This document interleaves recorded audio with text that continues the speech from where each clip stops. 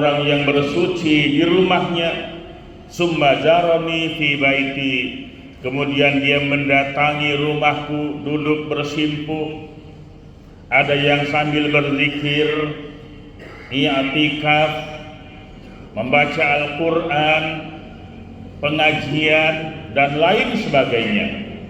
Maka di saat dia berada di rumah Allah, yaitu masjid, fahaqqun 'alal mazuri ayyukrima zairahu, Allah Subhanahu wa ta'ala yang akan memberikan kemuliaan.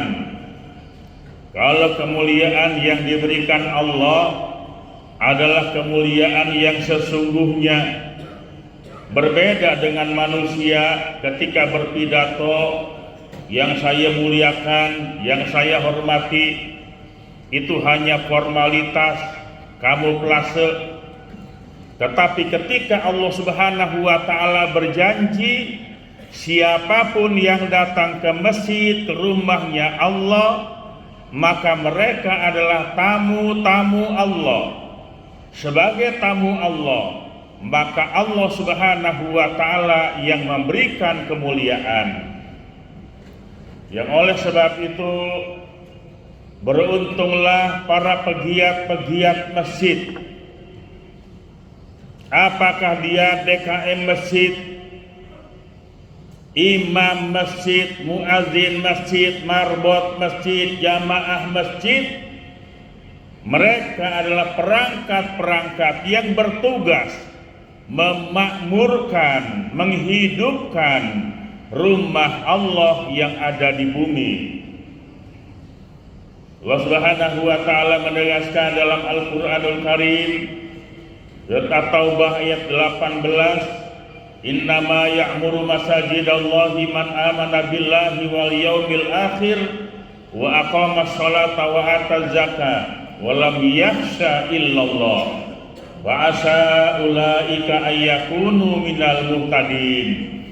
Hanya saja orang-orang yang memakmurkan masjid-masjid Allah ialah mereka orang-orang yang beriman kepada Allah dan hari akhir. Mereka mendirikan salat dan menunaikan zakat. Walam yakhsha illallah, mereka tidak pernah takut kepada apapun dan siapapun kecuali hanya takut kepada Allah Subhanahu wa ta'ala. Fa'asa ulaika ayyakunu minal muhtadin, maka mereka mudah-mudahan mendapatkan orang yang diberikan petunjuk oleh Allah Subhanahu wa ta'ala. Ma'asyiral muslimin wa zumratal mu'minin, sidang Jumat yang dimuliakan Allah Subhanahu wa ta'ala. Seindah dan sebagus apapun rumah yang kita tempati, megah, indah dan mewah, dengan pohon-pohonan yang asri, ada kolam renang, kita duduk berdiam diri di rumah, tidak berbuat apa-apa, hukumnya mubah, tidak berdosa dan tidak mendapatkan pahala. Namanya duduk di rumah sendiri, bukan rumahnya Allah. Tetapi tatkala kita berada di masjid, berada di rumah Allah, kita duduk saja, diam, tidak berbuat apa-apa, tidak baca Quran, tidak zikir, cuma diam saja, Allah memberikan pahala, namanya i'tikaf.